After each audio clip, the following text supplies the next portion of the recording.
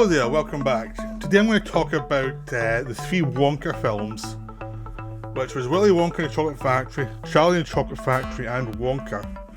All three are different worlds, so none of them are light. I also read the Wonka books too, just for clarity, so when I talk I actually see with authority of what one's which and what one's different in different ways. Essentially, it comes down to the fact that the first one, Willy Wonka and the Chocolate Factory, written by Mel Stewart, is the one I like least. So if you're a massive fan of that one, you know where this video's going. Charlie and the Chocolate Factory is a Tim Burton film, which is better than its reputation. Reputation is pretty dark. It's got its problems, but it's actually closer to the book. And Wonka, which is the one which is not following any of the books, is actually closer in spirit to the actual books than either of the films that are based on Charlie and the Chocolate Factory book. If all that makes sense. So essentially, in the 1960s, Roald Dahl wrote Charlie and the Chocolate Factory. Then years later, he wrote Charlie and the Great Glass Elevator. So there's only two books in this series, and they're both like 140 pages with drawings. They're very enjoyable. I read them as a kid. I reread them recently. They hold up. They're great for kids. They're also good if you're grown up. They're very witty and they've got a lot of dark humour. The grown-ups will appreciate. There's a character who can't read or write, so the solution is to put him into politics. A joke that worked then, a joke that works now. So Roald Dahl wrote these books, and they were very popular, especially Charlie and the Chocolate Factory, and it was always interesting making a film out of it. But nothing went anywhere until it was made in the early 70s, starring Gene Wilder. So Mel Stewart, him and his producer, who mainly did documentaries and respected documentaries, made this fantasy film for children. And they based on a popular book. But the film didn't do that well. And it came at a time when they were making films that almost any children's film like Chick Chick Bang Bang became a musical. Or Oliver, or whatever, Scrooge, or whatever. Every story they could do as a family film was a musical at this point. It's like, no matter what you did, it had to be a musical until the musical died. And this film came out after the musical form had kind of had its collapse, because after Sound of Music and Mary Poppins, it was like musicals were everywhere, and then suddenly Dr. Dolittle collapsed, and Julie Andrews' follow-up films collapsed, and then suddenly it was like, I don't think we should be doing musicals. There were some musicals like Cabaret that did well, but they were darker musicals. And this film came out probably thought that the audience for Sound of Music would probably come back to watch this, or the audience for Scrooge would come back and watch this, and it didn't happen. And one of the reasons why I think is a lot of these musicals didn't have very good musical numbers. I mean, this film here, Willy Wonka and the Chocolate Factory, has some good songs and some terrible songs. The good songs you remember. The terrible songs, which are like half the film, are just fill in the blank for a situation with no invention whatsoever. There are 3 or 4 musical numbers that you'll instantly forget. It's like, why would we have a musical number here? You just wanted to fill time. So there's just this sense of, it's trying to be conventional within a family film for what that was. Because the family film was changed with Star Wars a few years later. And even when this film was coming out, the big films became disaster movies for a while. So this was becoming an obsolete sort of format. And a lot of people thought the family film, because the early 70s was so political, the family film was just non-existent. It was just something that no one really wanted, because the world was so horrible. Sort of like now. This was Nixon era and Watergate and things like that. So it came out when there wasn't much family films. So it made its real impact later on in television, when people saw it on television. And people had read the book, and the good stuff actually bolstered up the bad stuff. Now, I'm not going to come out and say this is a horrible film, but I'm going to say it's very, very overrated. It gets by on the Oompa Loompas and Gene Wilder. That's what it gets by on, because there's so much wrong with it as an adaptation. Roald Dahl did some notes for it, but he didn't write the final script. The final script was written by David Seltzer, who also wrote The Omen and The Prophecy. Yeah, the guy who wrote horror movies did this film. And it's not a good script. It feels like it's taken lots of jokes, taken basically the idea of what was written in the original story. And the original story is written and paced for a book, so that people can read the book and picture in their head. So it does a bit and moves on to the next story beat. This film, because they want to have it last longer than an hour, has to pad stuff out. So you get certain things that are there to add time to running time, which is, a conspiracy of someone going round to the children who get the golden ticket and they're whispering in their ear. There's that, which is an obvious what's going on thing. Even when I first saw the film, I figured it out pretty quick when I was a kid, because it's so obvious what the plot twist is there. And there's the musical numbers. There's also a lot of jokes. Like there's you go to Charlie's school and see how poor he is, and there's lots of comedy routines that feel like someone was brought in to do a British comedy teacher and pupil scene. You get a feeling even though there was a writer credited, you feel they brought people, the director added stuff, the producer added stuff. There's a sense of people adding scenes that amuse them into it, and they'll say to the writer, add this scene, So certain things that were alluded to in the book become whole scenes and become like things that in the story you'd get to are so overstated in the early sections that by the time you get to them in the actual story when they're going down to the chocolate factory, the point's been made and it's like you're already getting very repetitive and it's killing the pace of the second half of the film, because it's like we know exactly who all these monsters are and it's been padded out, so by the time you get to the factory it's like I think the Tim Burton film did this better because you got a suggestion of the characters and then you moved on and you found it more in the actual chocolate factory. But in this one, I just felt, even as a kid I felt this way, which was, we're getting too much of this garbage, these characters are not interesting, what's going on? I just felt like it was a film made by people who said, we're doing a children's film so we'll talk down to the kids. I'm sure that wasn't their intention, but I think subconsciously it was like, let's remember the audience as kids. And I just felt that there was so much padding going on in the film. And basically, the story itself is so strong that it could actually basically support the padding, even though a much more streamlined version of the film would have been better.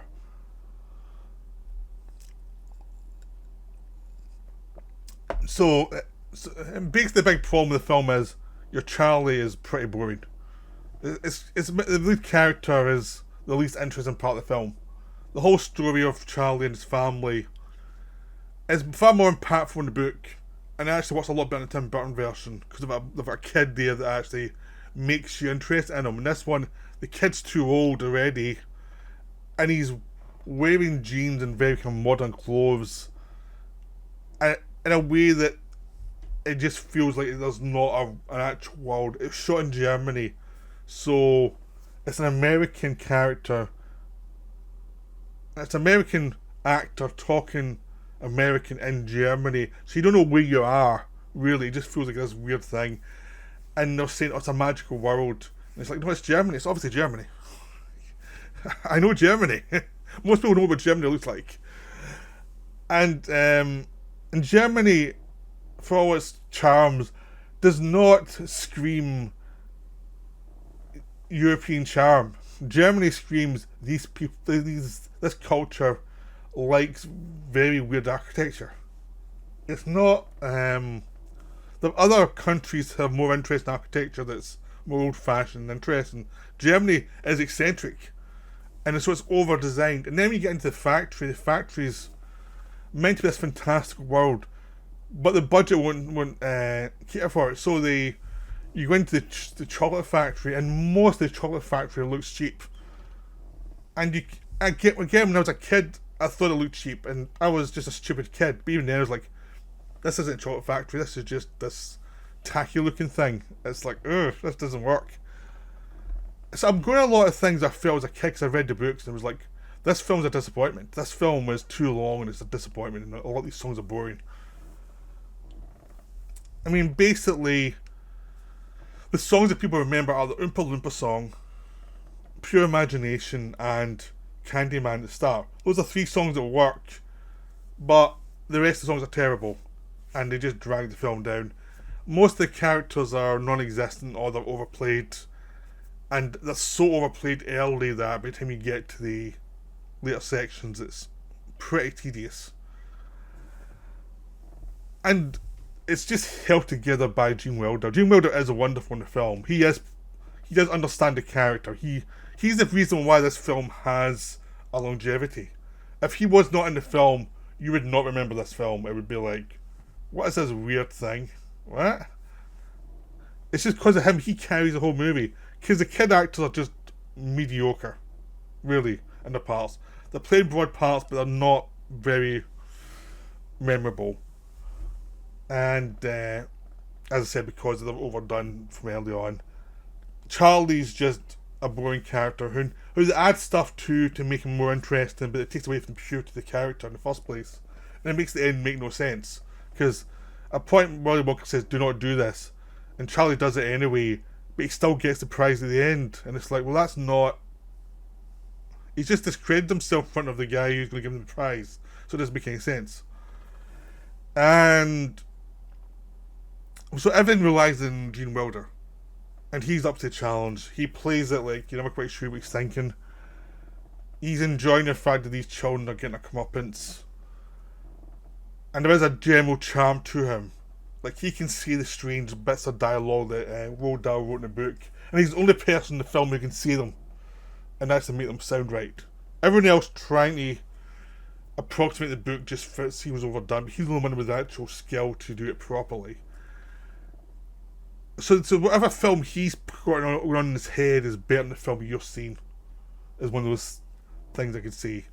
Because the actual factory just looks like they're built in a German factory and they've added all this garage stuff. And there's a fountain of chocolate that just looks like crap, basically. You know, it looks like somebody watered down crap. And you're meant to be going through this, and it's like, oh, that looks horrible. And then when they go to his invention room, it just looks like a building where you could not do any of this stuff. You cannot make chocolate in this building. This building looks like there's no way there's any magic there. It just looks cheap, and it's all about a guy who can make magic from chocolate. And the production design's overdone, so you never get that sense of it. It just becomes this cheap-looking, tacky thing I've seen a lot of Irwin Allen TV shows in the 60s like Land of the Lost or Lost in Space, and that's their production design plan. So yeah, this film is read the book. The book's much cleaner, gets to the point, and even the Oompa Loompa thing, as they're cheerfully getting rid of the kids, is done much better in the book. The book has the Oompa Loompa song is taken. It's not from the book. It's like taken from the idea that the Oompa Loompas sing. They make a song of it, and that's the best part of the film. Is Oompa Loompas doing an approximation of the Roald Dahl thing. Now the film came out, didn't do well, but then became a big hit on TV and video. So people all knew it, all liked the film. So eventually the film was very popular. I remember always on TV, and I remember not watching it very often because it was like, that's a cheap, nasty version of a good book. And eventually Tim Burton came out and did the remake, and this is a film. The remake in lots of ways is a much better film, and it's much closer to the book, but it's still strange. Like, Roald Dahl hated the Mel Stewart version, but I'm sure he wouldn't have liked this version either, because the film is weird in lots of ways. It is weird. I enjoy it because it is dark, but I know it's not for everybody. It does, but it does seem to respect the book a lot more than the original version. But it does one or two things that will alienate a lot of fans. Like, the big obvious thing is Johnny Depp is Willy Wonka, and in the original, Willy Wonka is charming. I didn't know the Wonka film, Willy Wonka is charming, but a little dark, but it's charming. In the original book, he's much more like a crazy person. He's much more like Doctor Who, really. A man who can create magic from the simplest things, and nothing he does seems to make sense, but it does make sense in a weird kind of magic world way. And that's what it's missing from adaptations, a sense of magic coming from Willy Wonka and the strange things he's discovered. You don't get that in the Gene Wilder film. Gene Wilder tries, but the film is stopping that from happening from the production design and some of the writing.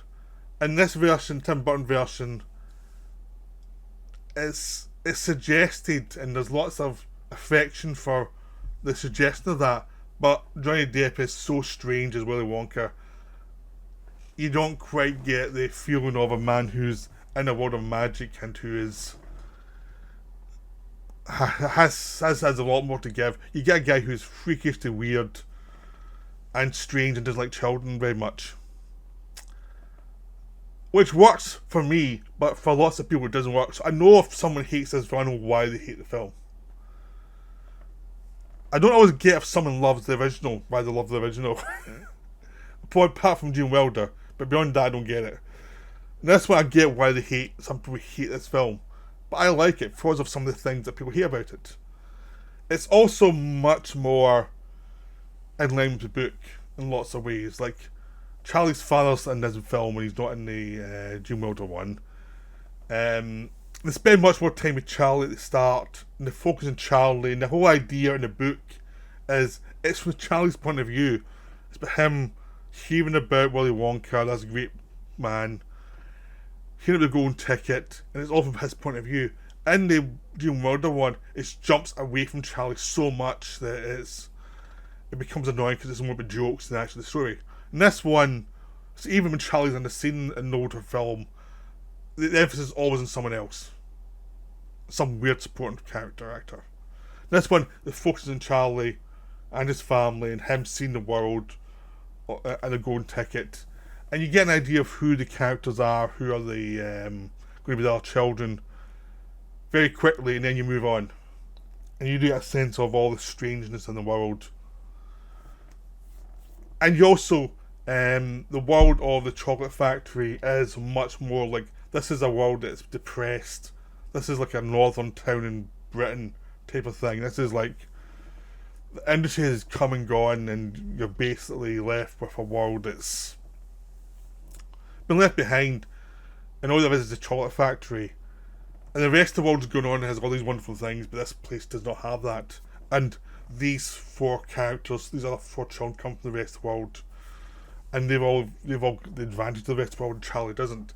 And it's just much more cleaner of what this is. And I think if they'd actually had a Willy Wonka that was more like Gene Wilder, people would have been happy with it. But instead with Johnny Depp, playing a guy who's just socially misaligned in every possible way, who doesn't understand people at all. He's into his thing, and he makes wonderful chocolate, and he's really into it. And there is lots of things on in his world that no one would understand. But he's strange, and he's messed up by his father, who was a dentist. Bit of Christopher Lee. So if Christopher Lee is a mad dentist as your father, you've got problems. So I think Depp's hilarious in this film because he so hates the children, and he's so... The only one he can stand is Charlie, because Charlie's just an innocent kid, and everyone else is horrible. And when these kids get taken out one by one, he's enjoying himself so much watching these things. And that's the big thing about the book you get in the book, you get in this film, is a sense of Wonka knows exactly who these children are. He's watched the TV shows as been introduced. He understands exactly these are not what he's looking for.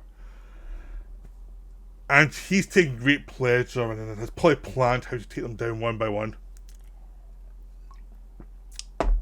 And Depp really plays into that. This sense of, I'm going to enjoy this. And the fact is, the introduction to him is cheap and nasty. And just nothing works. And him as a host, he's got all these cards. And he's socially awkward. He doesn't know how to host anything. So, and all these children are trying to be nice to him. He doesn't know how to take it. And it's just wrong. He's just a character who's just wrong in this environment. He's like, you should never have hosted in the first place. And that really puts people off. That's what makes me think they're funny, is the fact that he's just like socially awkward and doesn't know what he's doing. All he knows is chocolate. That's all he knows. And he's got some weird traumas that he should have sorted out years ago. And there's some funny flashback scenes of him and his father that's just are just weird and just off-putting to people who want a traditional film. So it's about basically it's about a kid, Charlie, and this kid who's grown up into Willy Wonka and who's just odd. But they're both basically children in some way, and that's how they bond. But one of them's a grown up and one of them's not. But they essentially have similarities. So it becomes this weird version of Charlie and Chocolate Factory that goes into strange places, and it brings back. There's a scene in the book about these squirrels who check for the nuts, which is an absurd thing, because they didn't put it in the Gene Wilder version. But this film likes the kind of weirdness of some of Roald Dahl's inventions and how strange they are. And it delights in them because Tim Burton likes weird absurdity. But again, it's almost like it's much closer to Dahl than people are probably ready for. It's less sentimental, and it's like, well, this book's funny because it's dark humour. And you get a better dark humour in the Gene Wilder version, but not quite the same level as this one. So it's kind of unbalanced as we go on.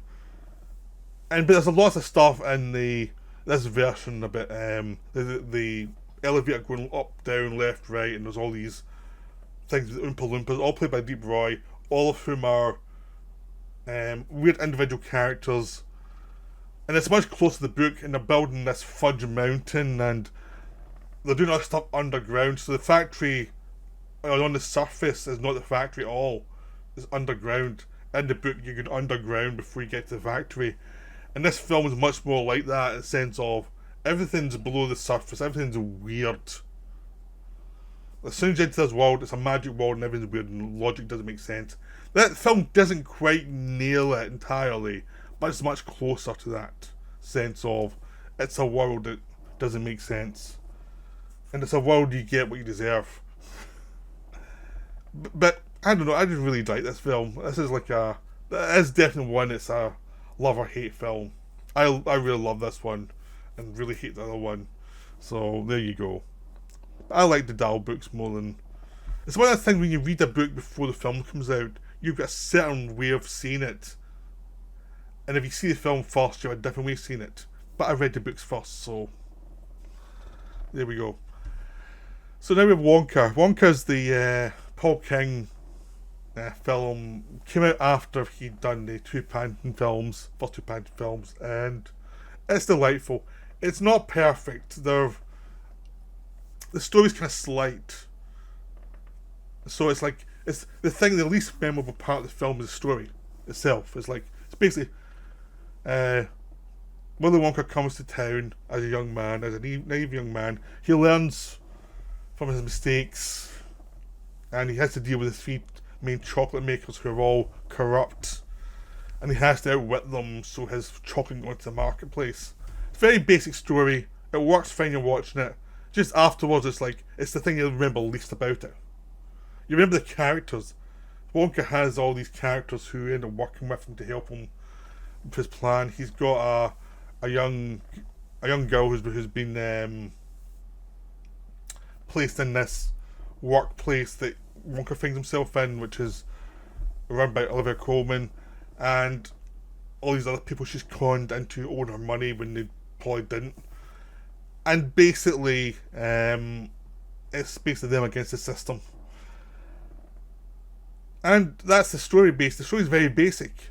But what really works about the film is it's made by someone who understands Roald Dahl and the world, the idea of it's a magical world. They have jokes early on with Wonka, which shows his idea of the world is not anyone else's idea of the world. He's in a world where magic happens. He can create chocolate and magic happens. He doesn't understand the real world. The real world's just not in his comprehension. So that it sets up the idea of later on when he gets paranoid of the real world and he shuts himself off, it makes all sense. Because he's not quite in step with anybody. He's not traumatized, he's just not in step with anybody. There's nothing there that's messed up. And you can tell that, the director must admit he liked both earlier versions. So they do sing Pure Imagination, Oompa Loompa song from the Gene Wilder one. They actually do it better, in my opinion. And the end, and there is some allusion to the Gene Wilder one, but there's also there is like a darker sense of humour that's tied to Tim Burton one, and more Roald Dahl, really. So there's a sense of both. He's seen both films. He's not like I love one, I hate the other. It's just more like he appreciates both films for what they are, but he's doing his own thing. And Timothée Chalamet is really good as Wonka. He's got the charm down. He sings. He's not the most amazing singer, but it works for Willy Wonka, for what Willy Wonka is. Which is a guy who's obsessed with chocolate who also sings to amuse himself. It's not a guy trying to sing to be the great singer. It's a guy who's singing as an expression of himself, which makes it work. And the whole film just has this charming thing where Wonka can do these chocolates, can do amazing things, and his idea of how the world works is always strange and weird. And the funny thing is, some of the things he says in this one comes from the sequel book, Great Glass Elevator. How he gets words wrong and messes them around, and a lot of that stuff comes from the sequel. And there's just a sense of these people understand Wonka and what he's about, and it's not the cliche of a guy who's a recluse. It's a guy who's just not in touch with the world, which is probably what the three Wonkas films do best. Is a guy who's not in touch with the world. They do it in different ways, and the productions have different flaws. Each one is flawed in a different way. Like the first two versions had a solid story to base the films on, and then they did their eccentric things, and for me one worked and one didn't. And this one, it's a new story, but maybe not as strong. But the actual fantastical part of the world is much stronger in this one. The sense of this is a guy who's in his own head and is in touch with some sort of weird magic is very strong in this one. And just the magical side of Wonka is much more successful here than it was in either other films. There's just a sense of like, this is a much better take on this character. Apparently I'm going to do a second one, which I'm actually looking forward to, because I think King and Chalamet have a good take on the character. If you can find a good story, I think you can still do another Wonka film quite easily. And the fun films for kids, your taking is going to be different than wherever you come in. I come in from the books, so my taking is different from someone who came in from one of the films. It's just one of those things. It's whatever your take really is like, it's your take on it. It is a story that has found a place in society. It's one of the, like an iconography based characters. There's something about this character that just seems to work for a lot of people. But there are just different versions of it. So like what you like, dislike what you dislike. But I hope you enjoyed this video anyway. That's me for now. I won't wander on too much. I didn't do as much on Wonka as the other two films because Wonka's still kind of new, I think, and I'm not sure many people have seen it yet. So I mean, it did well, but I'm sure a lot of people watching this video probably maybe not have seen it yet compared to the other two. Right, so that's me. We're back later for some more. Right, bye for now.